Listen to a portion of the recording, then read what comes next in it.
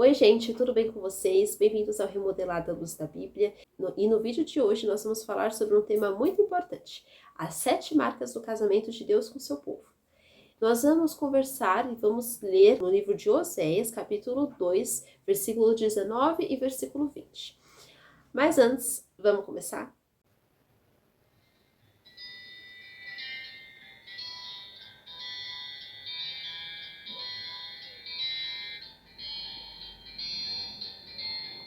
Então, nós vamos explanando, vamos lendo os versículos e explanando o que cada um quer falar, que nós possamos ser sensíveis ao Espírito Santo para que ele possa ministrar os nossos corações.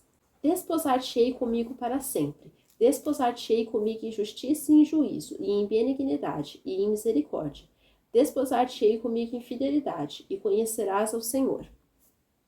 Então, repare que o Senhor fala aqui nesses 2 versículos esse desposar, que significa o casar. Por isso que o nosso tema de hoje é essas 7 marcas do casamento de Deus com o seu povo, onde a gente vai ver as 7 marcas do casamento de Deus conosco, que somos o povo dele, a igreja dele.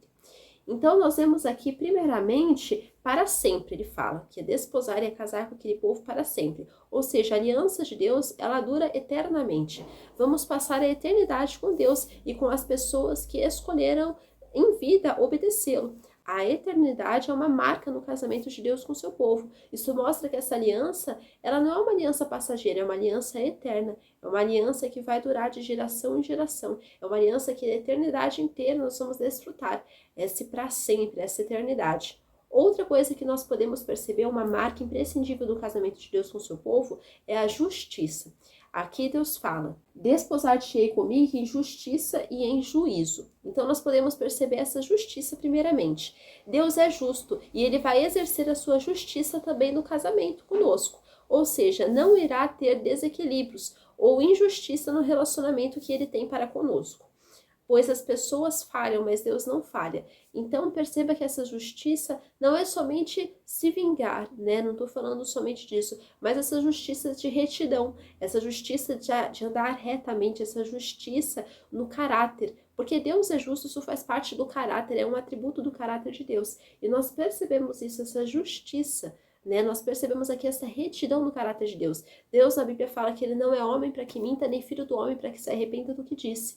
Ou seja, Deus ele não promete uma coisa e falha depois. Ele promete uma coisa e leva isso até o fim. A gente percebe sempre isso na história da Bíblia. Aqui a gente vê várias histórias onde isso é firmado várias vezes. Nós podemos ver também esse juízo, ou seja, Deus vai ter um acerto de contas com todos nós. Inclusive, o Senhor vai acertar contas e julgar os rebeldes. Até Satanás vai ser julgado e condenado. E ele também vai sofrer no inferno. Satanás não é o rei do inferno, ele não é o senhor do inferno. Ele não é o rei nem da casa dele, onde ele vai passar a eternidade. Mas Deus é que governa e Deus, ele vai também julgar os infiéis. Tanto Satanás, tanto os demônios, tanto as pessoas que foram infiéis para com ele, vão ter um castigo, vão ter o juízo dele sobre a vida delas, pois elas não honraram o relacionamento com o Senhor, elas não quiseram saber de Deus. Muitas vezes até elas podiam se fingir de ovelhas, mas elas não faziam parte do aprisco espiritual do Senhor, do rebanho dele. Então, nós podemos perceber aqui esse acerto de contas, a gente já falou da eternidade, a gente já falou da justiça, e agora também nós vamos falar sobre a benignidade, a bondade de Deus, essa bondade que nos constrange muitas vezes. Ele diz aqui claramente no versículo, quando diz assim, e em benignidade e em misericórdias. Então, esse casamento de Deus com o seu povo tem essa marca da misericórdia e da benignidade. Deus é benigno, Deus é bom. E isso é um atributo também de Deus. O Senhor age com benignidade sobre as nossas vidas e até na vida dos ímpios, Deus também é benigno. Ele vai ter o dia para o juízo, vai ter o dia que ele vai julgar os ímpios, mas ele está sendo benigno. A porta da graça está aberta, o ano aceitável do Senhor está aí. Então Deus é aquele também que quer que os ímpios se convertam, ele quer que as pessoas más também se convertam. Mas Deus ele age com benignidade sobre as nossas vidas. Inclusive ele diz que iria se casar com o seu povo. Isso é uma marca da bondade de Deus, Deus é muito bom. E a gente não está falando agora só de um casamento físico, mas a gente está falando de um casamento espiritual, um casamento que envolve responsabilidades. e o Senhor cumpre as responsabilidades dele. A gente percebe o cuidado do Senhor sobre as nossas vidas, a gente percebe ele nos honrando, a gente percebe ele mantendo sustento nas nossas mesas e o sustento espiritual também que provém da palavra dele. Então nós percebemos isso. A gente percebe essas marcas continuamente derramadas sobre as nossas vidas. A gente percebe como o Senhor honra aqueles que honram a Ele. E como o Senhor é misericordioso, escolhendo a gente, nos amando, se sacrificando por nós, enquanto nós ainda éramos pecadores. Então a gente percebe essa benignidade vinda dele. Nós percebemos também essa misericórdia. A gente percebe que Deus é misericordioso e Ele foi e é misericordioso conosco. Deus demonstra sua misericórdia e bondade para conosco, enviando o seu Filho Jesus para morrer em nosso lugar e pagar a dívida de pecado que era uma condenação para toda a humanidade. Deus, ele é fiel e ele pagou a dívida de pecado. Ele queria que nós desfrutássemos da eternidade com ele. Ele queria que todas as pessoas pudessem ter a oportunidade de conhecê-lo, pudessem se converter dos seus caminhos. E ele pagou essa dívida a Deus, ele mandou o seu Filho Jesus para se sacrificar em nosso lugar, porque ele não queria que a gente tivesse um destino de sofrimento no inferno.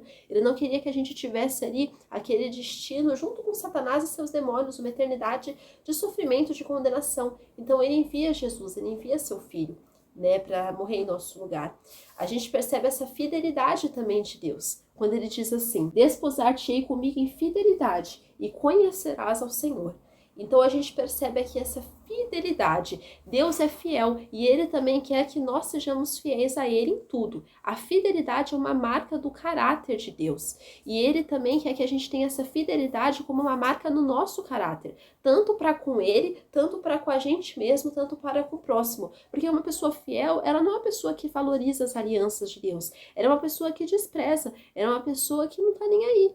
Então a fidelidade é muito importante na nossa vida para com Deus. A fidelidade, ela é muito importante para a nossa vida para com o próximo. Então nós precisamos ser fiéis. E nós aprendemos essa fidelidade com o Espírito Santo, porque é o único que pode nos convencer, o nosso coração, o nosso espírito, do pecado, da justiça e do juízo. E aí, nesse convencimento, ele nos inspira a conhecer ao Senhor. Então esse conhecimento do Senhor é algo muito importante, muito presente na nossa vida cristã. Como quando o Senhor fala, e conhecerás ao Senhor, nesse versículo. Então devemos conhecer ao Senhor e prosseguir em conhecê-lo, pois o conhecimento a Deus não é algo estagnado, e sim algo que pode ser diminuído ou aumentado.